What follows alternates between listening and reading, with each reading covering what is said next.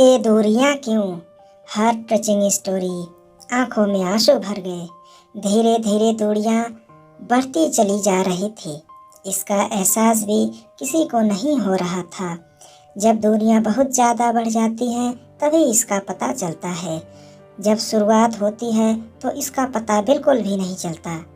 उसे अपने गांव से गए हुए कुछ ही महीने हो गए थे। सभी लोग यही सोच रहे थे कि जब भी त्योहार आता है तभी वह आ जाता है, लेकिन उससे पहले उसे समय नहीं मिलता है। इसी वजह से वह घर नहीं आता। परिवार में वह एक लड़का था। वह काम की वजह से ही बाहर रहता था। छोटे से गांव में उसके पिताजी खेती करते थे और वह लड़का खेती नहीं करता था क्योंकि वह बाहर जाकर नौकरी करना चाहता था।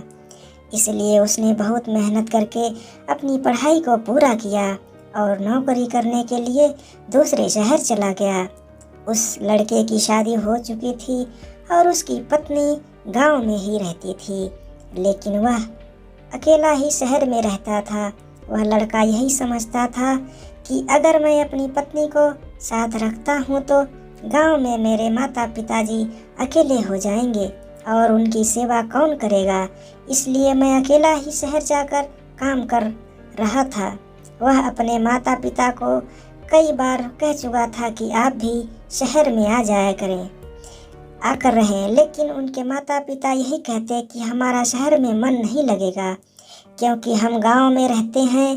गांव में रहने की वजह से ही शहर में रहकर अपना मन नहीं लगा सकते थे, इसलिए वह गांव को छोड़ना नहीं चाहते थे।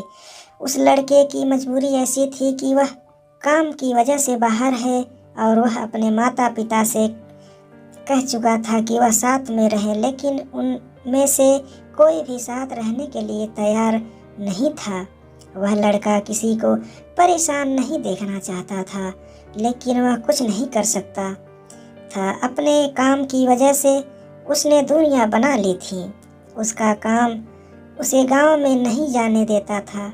जब भी उसकी छुट्टियां होती थी तभी वह अपने गांव में वापस चाहता था। उसकी छुट्टियां समाप्त होने के बाद तुरंत ही शहर आ जाता था।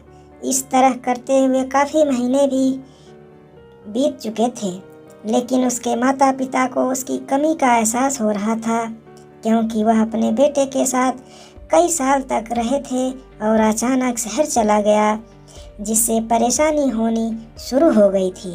लड़का जानता था कि उसने अपनी पत्नी को गांव में ही छोड़ा हुआ है, जैसे कि उसके माता पिता की सेवा कर सके, लेकिन उसके माता पिता लड़के को भी चाहते थे कि वह भी गांव में आकर रहे, लेकिन ऐसा होना संभव नहीं था। समय बीतता चला गया और अचानक उसके पिताजी की तबीयत खराब होने लगी और वह बहुत ज़्यादा बीमार पड़ गए। लड़के को पता चला तो वह गांव में वापस आया और कहने लगा कि मैंने आपसे बहुत बार कहा कि यहाँ पर रहने से कोई फ़ायदा नहीं होगा। आप भी बीमार पड़ चुके हैं, मेरे साथ में रहिए। शहर में हर तरह की सुविधाएं हैं। अगर कोई दिक्कत होती है तो तुरंत ही उसका इलाज हो जाता है, लेकिन गांव में तो बहुत सारी दिक्कतों का सामना करना पड़ता है। वह अपने पिताजी और माताजी को लेकर शहर आ गया क्योंकि वह बीमार पड़ चुके थे। इसलिए सभी लोग शहर आ गए और शहर में उनका इलाज करवाने लगा।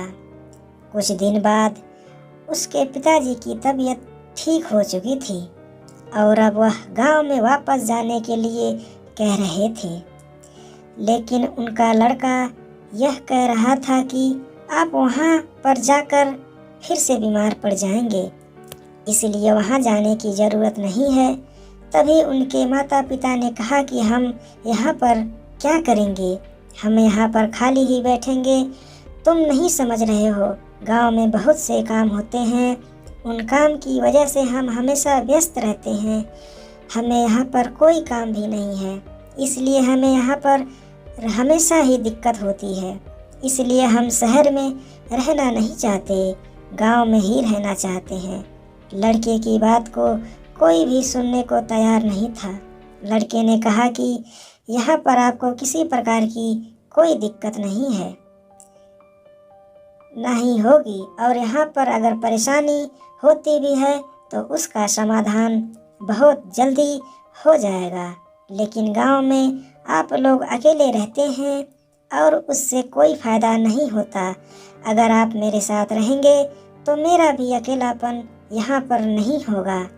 मुझे भी बार बार गांव में जाने की परेशानी नहीं उठानी होगी।